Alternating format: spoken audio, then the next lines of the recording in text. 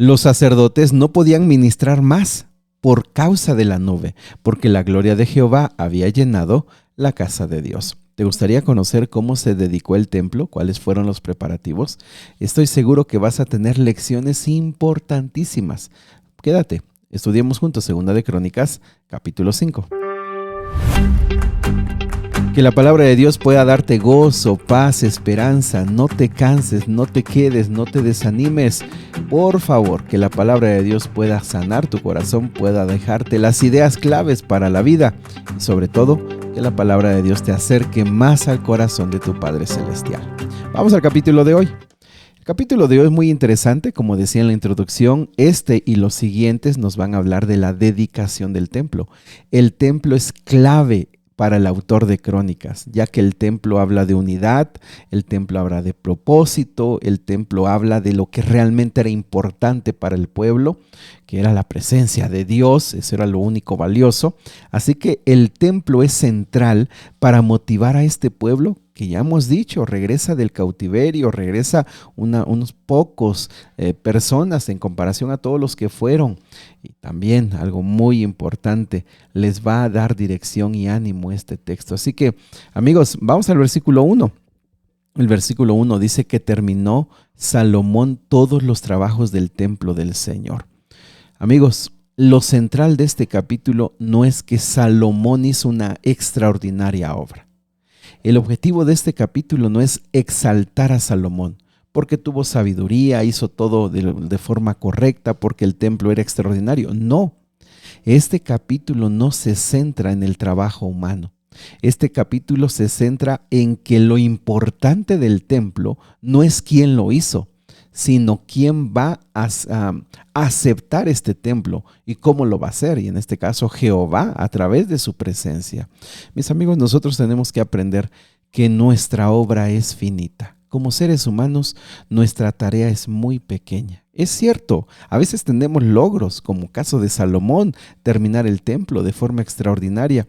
Muchas veces nosotros valoramos en extremo la obra que hacemos. Muchas veces nosotros olvidamos el punto de nuestra obra y sentimos que nosotros somos los importantes, que nosotros somos los actores principales en la obra de Dios. Nosotros necesitamos cada día ir a Dios para reconocer nuestro lugar en su obra. Nosotros necesitamos buscar a Dios cada mañana para entender que solo somos instrumentos. Y para entender lo que dijo Juan el Bautista, es necesario que otros crezcan. Es necesario que Jesús crezca y que yo mengüe, que yo venga para abajo. Pero cuántas veces nuestro orgullo, cuántas veces nuestro egoísmo, cuántas veces nuestra naturaleza humana trata de colocarnos, trata de buscar honores, trata de buscar reconocimiento. Cuando realmente vamos conociendo a Cristo Jesús, no nos interesa cuál es el lugar en el que estamos. Salomón terminó una obra extraordinaria, pero para el autor eso no es lo importante. Lo importante es que la presencia de Dios estará en ese templo. En el versículo 1 también en la segunda parte dice que Salomón trajo todo lo que David su padre había consagrado, la plata, el oro, los diversos objetos, y los guardó en los tesoros del templo de Dios. Y aquí lo que nos queda claro que hemos dicho es: la obra no siempre la vamos a completar nosotros. Debemos tener claro que somos parte de los instrumentos que Dios usa para su obra. Hacemos algo, pero otros lo van a continuar, otros lo van a hacer mejor, otros lo van a hacer más grande. El gozo que debemos tener es que hicimos lo mejor. Le servimos a nuestro Dios, le servimos a nuestros hermanos, hicimos lo mejor para nuestra familia, pero los sueños que Dios tiene trascienden nuestras generaciones. Otros vendrán a hacer lo que Dios no nos ha permitido o simplemente no pudimos terminar. También el versículo 2 nos dice que Salomón llamó a todo el liderazgo de Israel. Y fíjate, este punto es importante: unidad. Todos los líderes, los jefes de familia, los jefes de tribus, los ancianos de Israel, todo el liderazgo estaba unido. No eran solo 12 tribus, no eran 2 reinos divididos, todos estaban unidos. Y como vamos a ver aquí, el autor habla de la unidad con un propósito. Vamos a ver más adelante cuál es ese propósito. Pero el punto básico para resaltar aquí en el versículo 2 es la unidad. El pueblo una vez estuvo unido. El pueblo una vez fue grande porque estuvo unido. ¿Cuál era el centro? Bueno, el centro era el templo. Pero ¿qué es lo más valioso del templo? El arca de Dios. Y que hay en el arca de Dios los mandamientos. Y de los mandamientos, lo más valioso es que allí se asentaba la presencia de Jehová mismo. Lo que quiero decir es que en este capítulo se va a resaltar la unidad. Todo el pueblo vino, todos los cantores, todos los que tocaban instrumentos, todos adoraban juntos. Todo es unido, pero no unidad en qué o unidad en qué sentido. Todos unidos en la presencia de Dios, en el arca, en el templo. Y apreciados amigos, la unidad, si fuera tan sencillo, todos lo podríamos hacer, pero humanamente no es posible estar unidos. ¿Por qué? Porque la unidad es una de las evidencias más grandes de la presencia de Dios. Jesús mismo oró y llamó a sus discípulos hasta el último momento para que dieran evidencia de que su presencia estaba con ellos a través de la unidad. Nosotros no podemos cambiar los corazones de las demás personas. No podemos cambiar sus acciones ni sus intenciones. Lo único que nosotros podemos hacer es velar para que nuestro corazón y nuestra mente esté abierto para estar unidos. ¿Y cómo lo podemos hacer? A través de la humildad. Otra de las grandes virtudes que solo viene del cielo, la humildad. La verdadera sencillez que se cultiva a través del Espíritu Santo en nuestra vida. Nosotros podemos hacer grandes cosas como Salomón, ese templo extraordinario. Nosotros podemos hacerlos. Sin embargo, en este capítulo lo que se resalta detrás de esta historia es todos estaban unidos. Todos estaban en la misma sintonía. ¿Por qué? Porque la unidad venía del deseo de estar cerca de Dios, de adorarle, de buscarle. También el versículo número 3 nos dice que esto lo hicieron en el Festival de las Enramadas, que se celebraba anualmente. Desde aquí te digo, para la inauguración del templo se habían pasado ya 500 años, más o menos, 500 años.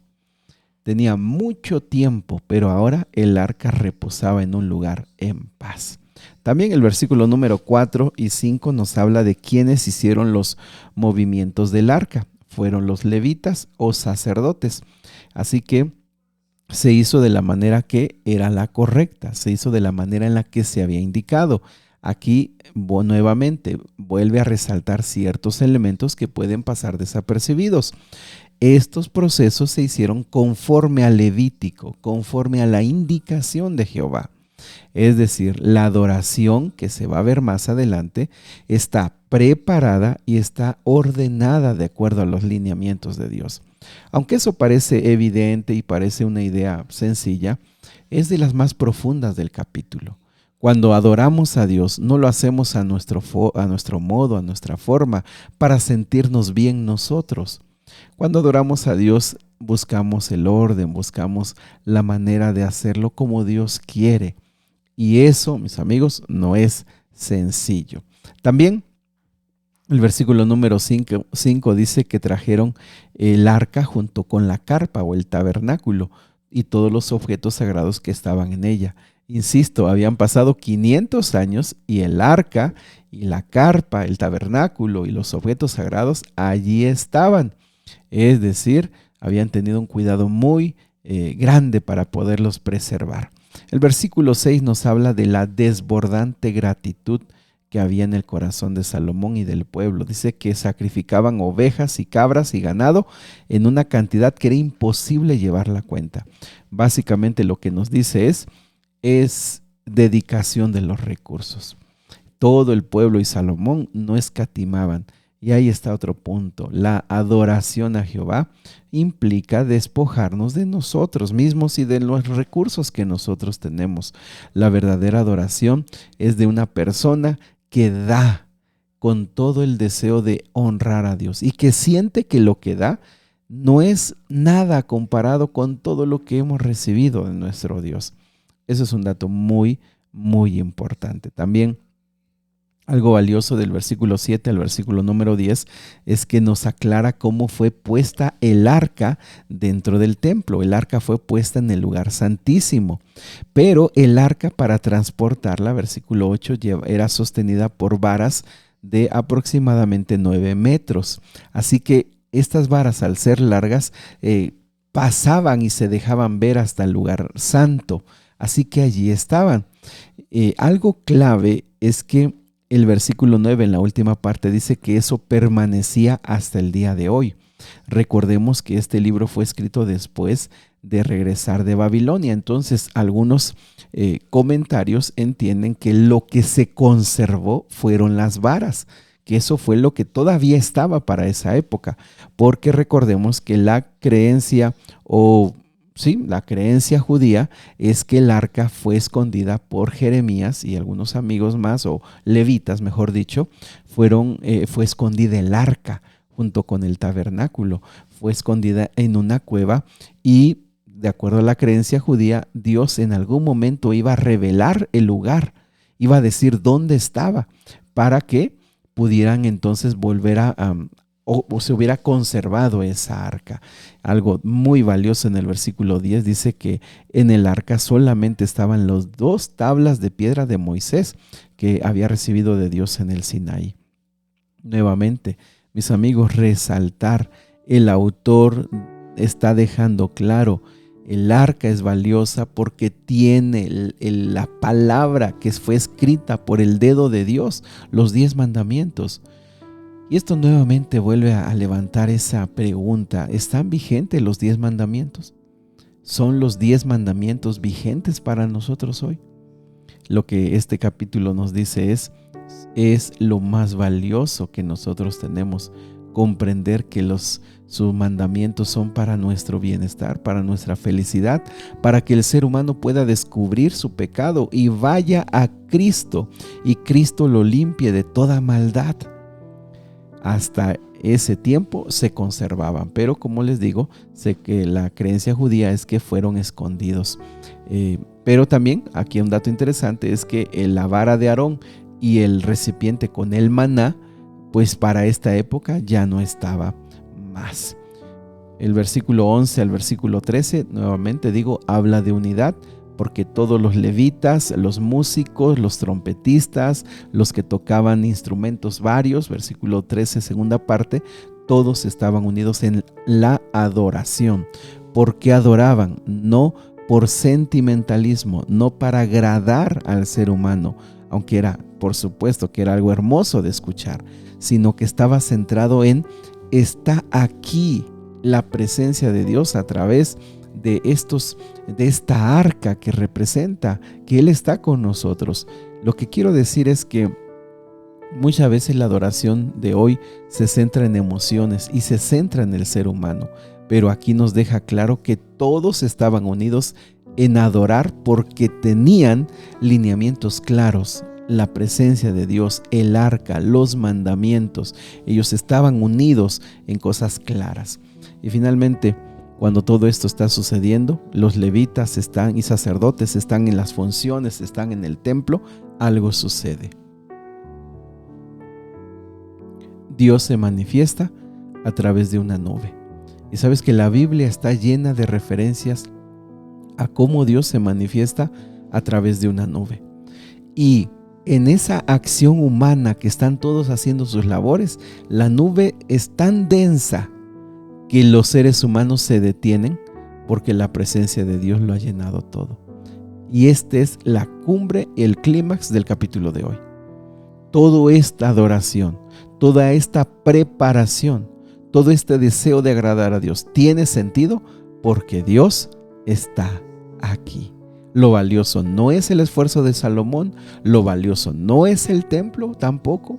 Lo valioso es que Dios ha aprobado todo esto a través de dejar ver su presencia representada en la nube. Mis amigos, la pregunta es: ¿Dios, su presencia, puede estar con nosotros? en nuestro hogar, en nuestra vida, en nuestro matrimonio, en nuestra iglesia. Lo que este capítulo nos dice es, eso es lo único valioso. Todo lo demás, por más hermosos que sean los cantos, por más hermoso que suenen los instrumentos, por más hermoso que sea el templo, por tanto esfuerzo y dedicación que haya hecho Salomón, todo eso es secundario. Si no está la presencia de Dios, es secundario. Así que terminamos con las palabras que Jesús mismo dijo: busca primeramente el reino de Dios y su justicia, y todo lo demás será añadido. Cuando la presencia de Dios está en nuestra vida, el orgullo, el egoísmo, la vanagloria, todo queda en segundo lugar. Todo eso se olvida, todo eso pasa. Somos tan pequeños y nuestro único deseo es honrar a Dios. Querido Padre Celestial, ayúdanos a centrarnos más en ti, ayúdanos a poner todo nuestro corazón en ti, nuestros pensamientos en ti. Ayúdanos a despojarnos del yo y todo el deseo de ser reconocidos, de ser valorados. Ayúdanos a reconocerte a ti. Y cuando podamos comprenderte lo que somos en ti, todo lo demás tendrá sentido. Te lo pedimos, Señor, en el nombre de Jesús.